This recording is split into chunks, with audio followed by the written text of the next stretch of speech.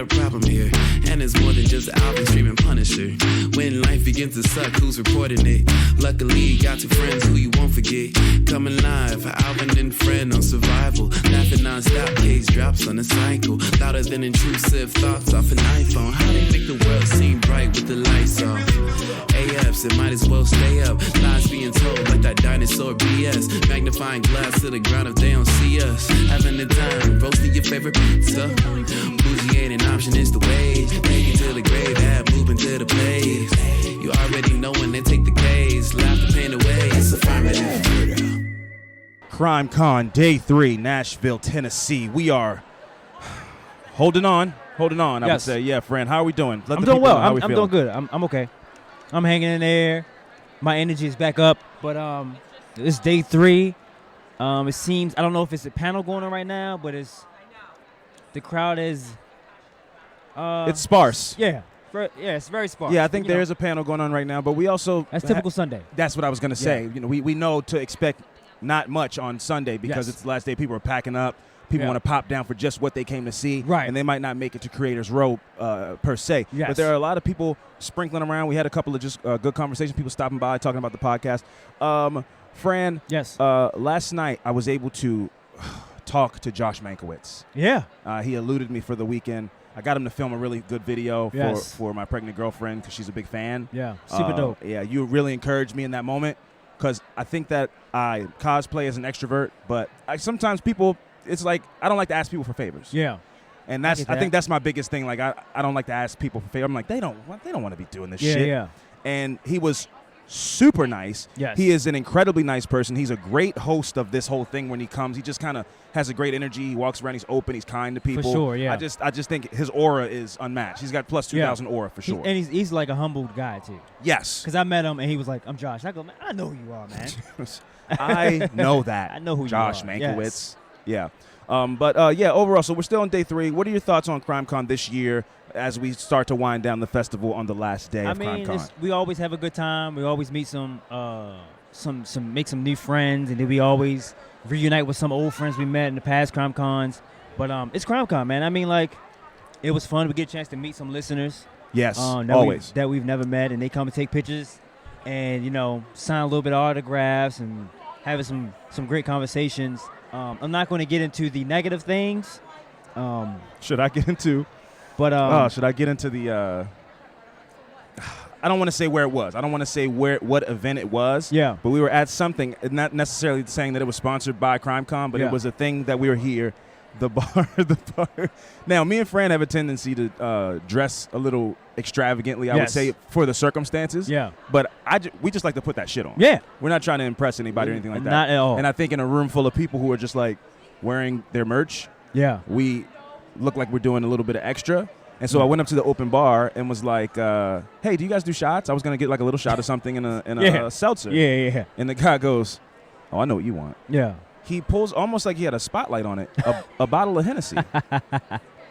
It was almost like he. Yeah. And for me, the way he was proud. Yeah. Told me he was like, I looked you up and down. You're black. Yeah. I know you want this. I know you want a shot of this. I know you want to get turned up on this. Yeah. I know you want to get down with the home dogs. Now, keep in mind, he was a brown man, but he was. I think he might have been Indian or something like that. Yeah, so there was some level of. It felt racist. Yes.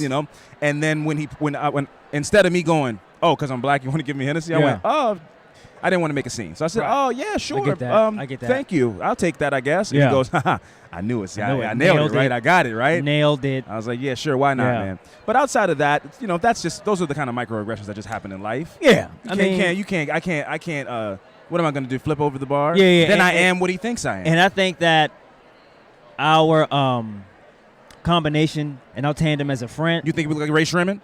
No. Oh, you're going somewhere else. Okay, got it. So I think us standing next to each other, we look like a rap duo? No. Maybe. But I think that because we have conversations when shit happens where, like, if I'm feeling some type of way, I'll go to you and tell you how I feel, and you'll do the same. But then you'll go, all right, man, don't take it personal. Because I'll take everything personal. Right. Because I think there's always an end game, and people do shit for a reason. It's never just a mistake type thing. Right. And you go, don't take curse words. And I go, you're right. And I'm going to get past it. I think because in his defense, this wasn't like a massive incident. I don't think he was being intentionally racist.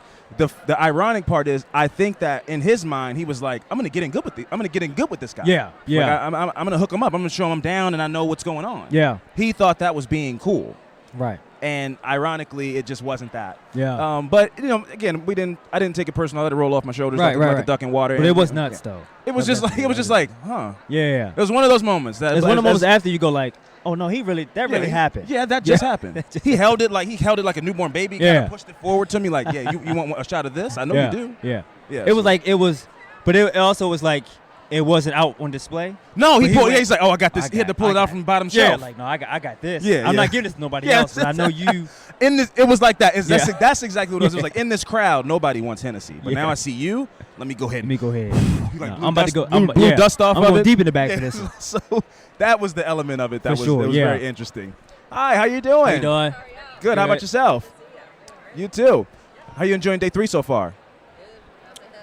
Yeah. Question.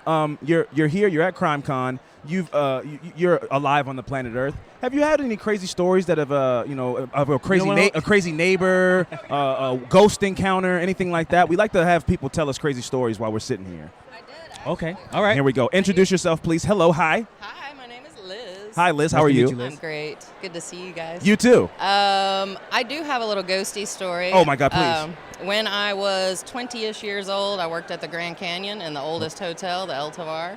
Is it in the Grand Canyon or is it adjacent? It's on the south rim of the Grand Canyon. Okay. Oh, wow. Okay. And in that hotel, it's a very old hotel. Uh-huh. Of course, the beer and wine's all kept down in the basement. Ooh. Had to go down there one time by myself to get a bottle of wine for a customer.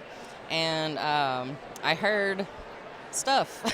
And I looked behind me and I heard like a ticka of like paws, kind of like a dog, like ticka of a raccoon or something. I'm looking around and nothing, but I got it was a little chilly. Yeah. And I later found out that the basement is haunted by a little girl and her small dog. Oh. So I'm thinking the ticka was little fluffy, little Yorkie man or whatever wanted to play. I don't know, but yeah, it was very, and it the cold chill thing. Yeah, so you can speak to that being like, how people go it's a when you thing. die, you see a light. Yeah. When there's ghosts around, it gets spot. cold. Yeah. Yeah. Wow. It was definitely. So did you tell somebody that you work with that you had to go down there and they was like, oh, by the way? Well, it was a totally separate conversation weeks later. Yeah. And I was like, oh, really? Now let me be the let me be the skeptic and ask you this question. Sure. Had you gone in the basement knowing about the dog? No. Has that been okay? Then this was, wow. Yeah, okay. this was okay. a conversation that was Okay, happening. got it. Okay, I thought maybe it had Yeah. been in your brain Oh, that no. a dog goes. No, I thought it was like a raccoon or something that had gotten in, and there was nothing there. So that's authentic. That's authentic. Oh, for sure. Because sometimes stuff permeates and gets in your head. Right. You get a wrinkle in the back of your brain somewhere. Yeah. Oh wow. Yeah. And so did that change your thoughts on like? I've always. You believe? Yeah, I'm open to all of that. Yeah, absolutely. Oh my God, fantastic! Yeah, it was pretty weird. Is this your first? Is this your first CrimeCon? It is. Yeah. How you liking it? I love it. Yeah. I love it. You coming back next year? Probably so. Yeah, Denver. Yeah, Denver. Where you from? I love Denver. I'm from Baton Rouge. Oh, okay, Louisiana. cool. Yeah. Did you drive or fly? I did. You drove? Yeah. How long of a drive is that? It was about with potty breaks and all that, it's about 9 hours. Oh man. So we still got you. Yeah, we still got my podcast. Listen to you guys. We got you, B. You listen to us? Yeah. And my daughter does too. Is Shout out to Izzy. Is she here or no? No, she's not. Okay. She lives in New Orleans. I need you to put something in the mail for. Okay. We had stickers, but we also have other stickers that we give to people that we know cooler, listen. the cooler secret stickers. So Yeah. keep this under wraps. I don't tell no one. It's in the vault. I'll give you one for you, one for Izzy. Thank you go. so much. Thank She's you so really much. tickled. Yeah, thank you so much for listening. Well, y'all have fun. Thank you so Thank you. much. It's so good to see you. I would love a picture. Of course do you it. can have a picture. Safe travels. Affirmative Murder live from Nashville, Tennessee. We'll be right back.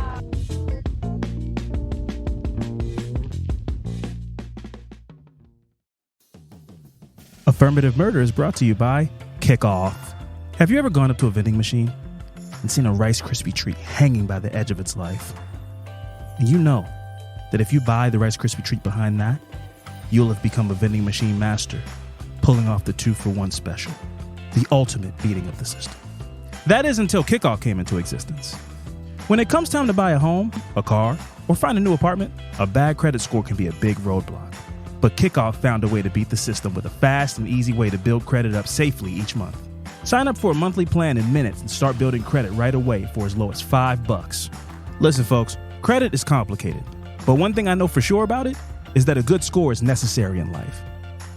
You can use AutoPay to build your credit while you sleep and never have to worry about missing a payment. So if your credit score could use a little TLC, which who's couldn't these days, join the over 1 million people who are building their credit with Kickoff right now. Get your first month for $1 off at getkickoff.com/AMP today. That's Kickoff at getkickoff.com/AM as in, man, my credit's fantastic. P. This special offer applies to new Kickoff Premium customers for their first month only and is subject to approval and only available on getkickoff.com/AMP. Terms of offer are subject to change. CrimeCon Day 3, Nashville, Tennessee. We are here with Stephanie. Stephanie, hello. We were talking for a bit. I was like, let's fire these microphones up because I think you have a tale from your hood that you were able to share with us and all the Affirminators. Chiquita's next to you. Hello, Chiquita. Hey. Chiquita, long time. Big. We go way back, like 4 flats on a you-know-what. Stephanie. All right. So when I was younger, I lived in Augusta, Georgia. It was a wonderful, it was okay. Sounds sweet. It was okay. And I actually was walking my young dog, and I met this older lady who was super nice, and she had said, like, she loved my dog, and maybe one day if I ever needed it, she could watch him for Sure. me. Friendly neighbor exchange. Exactly. I actually never got her name. And then I didn't see her for months. And I was like, okay, maybe she moved. But she lived right next door to me. Right. So I was like, I don't know, maybe she went on a trip. She looked older, so maybe she, had family she was visiting. Yeah. Also, is this townhomes? Is this like apartment? Apartment. Regular Okay, apartment. okay. Like you take the stairs. Gotcha, Like there's not elevator. Right. It's like outdoor apartments. Third floor, right? I was on the 3rd floor. It was hot up there. And then I kept noticing she kept coming by my door. Uh-huh. And I thought that was kind of strange. Like to say hello or just coming to the door? Like she would just be like, I would notice I thought I heard someone standing outside. Like you look out someone the walking peephole and and she was just around, yeah. But she's just a little old lady, so I was like, maybe I work in healthcare, so I was like, maybe she has dementia and she's like wandering. So I was like, almost like, I'll keep an eye on her. Right. And then she kept like knocking on my door, and she would start asking me why I was so obsessed with her, because she knows that I put cameras in her shower head. And she started talking about conversations she had heard through the walls where me and my boyfriend, which I had a Yorkie poo at the time, and he was not my boyfriend. And she said there was like a case that went kind of famous in Florida of someone stabbing like their neighbor, and she said she heard us talking about it. And I was like plotting. Yes. So was it aggressive when she said this, or it was just she was being firm with me, like, I know that you're acting like you don't know what I'm talking about, but I'm not going to take it. This is a matter of fact. Right, which is, she, like I said, she was an older lady and she was small, but I was like, deep down, I was like, anyone can get a gun. Yeah. I'm just, so it freaked me out. And then I ended up reaching out to my, the management office to ask what they thought I should do. And they're like, okay, so to be honest, she's been calling up here and emailing about you for weeks. But whenever we ask her for details, we realize it's not quite. Like, you know what she does. I know. Yeah. And they were like, but like, we don't. I think it was one of those cases where they didn't know how to handle it. Yeah. You know what I mean? Because I feel like they should have done something sooner. At least reached out to you and go, just so you know, this lady thinks you're after her. Right. And then I'm like, oh my God, what if I had given her a key and let her watch my dog like I had thought when we first met? But so, anyway, there was one day she kept banging on my door and yelling, and I was like, this is just too much. It's freaking me out. And then I was like, I think she finally went away. Yeah. So I go up to the front door and I'm looking at the people, and she's just standing there. Oh my God. That's terrifying. And she was standing there for like 3 hours. So I was freaked out. She was kind of like pacing, but she was mainly on the doormat. Yeah. I was like, fuck this. I'm staying in a hotel. So Yeah. I moved into the hotel down the street for a week, but then I had to move out. I had my mom come up, which, we were on the 3rd floor. We had movers, but I was just like, I need someone else to like witness this. Yeah. And she kept trying to come in the house to like find my plan. While you guys are moving, there's movers there. And my mom's like, if you don't call the police, I'm going to handle this. So I called the police. Yeah. And they ended up going into her house or into her apartment, and she had put foil around all of the faucets, the shower head, the light fixtures because she said I was like I had cameras planted and I was going to like put things through the faucet to like get to her. She was cuckoo, huh? I think she was disconnected from her family. Yeah, sure. Because I think she might have had a history of this, but they actually did end up taking her, like EMS took her. Yeah. And I forgot this part of the story. The guy that lived across the hall from me, I saw his badge. Like, I work in the hospital. He has his badge, like, hanging on his rearview mirror in his car. He was, like, the psychiatric director of the VA medical center. What? And I was like, that one time that we were having like that full-blown argument, like in the breezeway, he was just standing there, and I was like, I didn't realize you were a qualified professional. To help, like, yeah, what do you I need in know, moment? exactly. I guess he's like, when the badge is off, I'm off the clock. I'm off the clock. Yeah. Not my circus, not my monkey. I know. That. I'm at home. Right. But it was so strange because, like, I as a female, especially like living in like DC for a little bit, I've never felt more scared than I did with that little old lady because I felt like she was just fixated. Yeah. Like, that's terrifying. It and was. not being know what she's capable of. Right. And like I said, it wasn't like my mom was like, I'll take. And I was like, well, Mom, if she pulls out a gun, like you're no not going to be able to. like Anyone can get a gun, Mom. Anyone can get a gun. And it was so insane. But I feel like there were systems in place that had to have failed her because I also felt there was a part I felt like, oh my God, this crazy lady. But I also felt like kind of sorry for her because like if she really thought I'm then there like obsessively planning her murder and how to hurt her, like that's be terrifying. Exactly. Yeah, for sure. Like if you really think that. From that perspective, it is like you feel for her because you were the bane of her existence. Right. And she's scared of you and trying to find a way to stop this villain in her life. Right, yeah. Yeah, well. It's wild. That's goddamn terrifying. It was. Yeah. It's I know, but yeah, I never really would have expected the most fearful person, or a person who instilled the most fear in me would look quite like that, but it just goes to show. It goes to show that anyone can get a gun. Yes. That's my favorite line. It's true. That was a fantastic Tales from the Hood. Thank you for participating. Of course. And spinning one hell of a yarn. Thank you for having me. CrimeCon 2024, Nashville, Tennessee.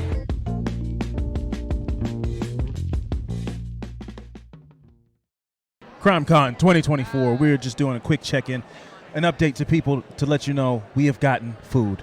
We've eaten, we are satiated. All is right in the world. Actually, we've eaten too much. Fran, would you agree or no? Yeah, I'm stuffed. I'm so stuffed, I'm sleepy now. And I think we've ended up, now we have a new predicament. Is that we need energy. Yes. And our stomachs are full when we breathe. Full. Yeah, so, but again, CrimeCon continues to be a pretty mellow affair. We're having a great time, but it is. I don't know. Maybe it's a good thing that they've got this thing streamlined and covered up. What are you doing? Are you picking the mic up or what? We have just been approached by one Laura Norton. Hello. Hello, Laura Norton. How are you doing? Good. Are you guys just talking until Just you checking run in. out of Yeah, things to talk about? We're What's just going on? speaking into the ether, just talking about life and how full we are. We just had burgers. We had turkey burgers. Where'd you get them? Stacks. That place is good. It was delicious. I Have liked you it. found the food truck court yet? It was a mystery. I found one of those boards that tells you like where the truck QR code is, map. but it didn't come up. See, there's a semicircle with an arrow, and you have to follow that. And so I followed that, and then it went like this. Yeah. And you didn't do that, because I did that. I didn't do that and at then all. I went out into a strange smoking patio area where there were a lot of lonely people smoking cigarettes. Sure. And there was food trucks parked there. Yeah. Varying quality. I went there, and I got a box of chicken with no utensils, but that was fine. Yeah, you eat it And with then your I ate hands. It's chicken Nashville. in the corner, like a little squirrel, with no bread, just pickles. So Yeah. I wrapped a pickle around the chicken and ate it in the corner. And then Old every school style. person who's ever met me in my life walked up to say hello. At that very moment? Yeah. Just like grease on your Grease everywhere. fingers. Yeah, mouth. just chicken with a pickle Yeah. as the bread. Important people. That's just how down contact. that's just how down to earth you are. Laura, what's going on? Talk about the book. How's life going? How's Well, CrimeCon? It's going okay. They sold out Be of political. it really quickly. Yeah, be political. How's CrimeCon? So they didn't have a ton of copies. It Sure. sold out pretty quickly. Well, it's selling like gangbusters, Laura. Well, I wish they had more copies because then they could sell more gangbusters of the book. But I'm glad they had it. I got to sign some, got to sell some. Yeah. There's a lot of people here. I'm amazed you guys do this every year, but you are an extrovert, so.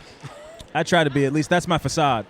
What is new? What are you working on aside from pushing the book, which is fantastic? But what's going on? Am I pushing a book, Alvin, Well, or am I you're- introducing people to it gently? Well, I know you, So I know that. Yeah, I'm pushing a book. Yeah, I'm pushing a book. Just working on my 2 podcasts, working on dope cases. Yes. And I'm allegedly writing some fiction. We'll see. We'll see how that's going. Yeah. Anyone that you feel like is important to talk about is obviously all of them are, but any cases that you want to highlight now? Yeah, I do actually. I have 2 Tennessee cases set up on my table right now. Okay. I just met with Metro Nashville Police Department yesterday morning because they have 2 dope cases. They're really trying to get more folks interested in. Yeah. And these are 2 cases that we covered. We have the flyers up on our social media. People scroll down a little bit. I will also repost them. 2 cases. One is Vandy Jane Doe. I just read that over there at what's his Voices for Voiceless. Yeah. Yeah, and she we has it also on the have table. that up on our Okay. too. Okay. Yeah, but just reading that. Yeah, we have Othram's working on the case. Yeah. And they have a lot of information on her. She was 15 to 25 years old, biracial, African American, Italian American. Oh, wow. Found in Vanderbilt University clothing, head to toe. No missing Vanderbilt students. Yeah. Could have been a gift, someone that got her a set. It's popular clothing for the area. Yeah. Found in 2018, cause of death undetermined. But she did have a morphine in her system, so maybe possible drug overdose. Yeah. Somebody could have left her behind. But they found a lot of her relatives now. So she has relatives all over the Southeast and into Texas. Oh, wow. Okay. And even family names. Okay. So what they're really looking for are target testers, people who have maybe uploaded to 23andMe, Yeah. or have uploaded to Ancestry.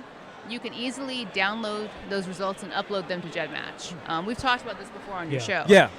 So I actually have up on the Fall Lines Instagram, there's a big picture of her face. Yeah. And I can send that over to you too. Please. And we have a list of the names they're looking for and also the areas. So if you have those names in your family tree, if you could upload, you could be the person who's the match that finally gets her ID'd because they are close. Wow. Yeah. And there's another one? Yeah, Highway 70 Jane Doe. She was found a little bit later than that. She was found during the pandemic. Oh, wow. She definitely died of a drug overdose, and unfortunately, she was found in a house where people were staying who were unhoused. And it looks like somebody tried to save her. There was some Narcan found nearby, but it was just too late. So she's a white female, Western European, looks like the ancestry. Yeah. Somewhere between 20 and 30 years old, but she had a really specific tattoo. So she had one of the semicolon tattoos that are quite popular. Yeah. Except for the period is a heart. It's like a suicide prevention thing or something? Yeah, or like, suicide prevention. Some people do it as like mental health awareness. Yeah. But with that period being a heart. So that's the big thing. Yeah. She's got really, really good forensic art. So we have that as well. Yeah. We're trying to circulate because we feel like somebody in the area does know who she is. For sure. So I'll send those over to you if you guys are interested in sharing them, because definitely. we feel like people in Nashville know who these young women are. Yeah. And Laura, of course, before you go, what's the book? Let people know the name of it. I know y'all have helped me so much with this. Lay Them to Rest. Yes. It's all about working on unidentified persons cases, DOE cases. One case that I worked all the way through and had a small part in helping to solve, and also forensic science and the forensic science behind solving DOE cases. The cases that get solved and the cases that don't get solved, and why. Yeah. Lay Them to Rest out now. Laura Norton, thank you so much for Thanks, guys.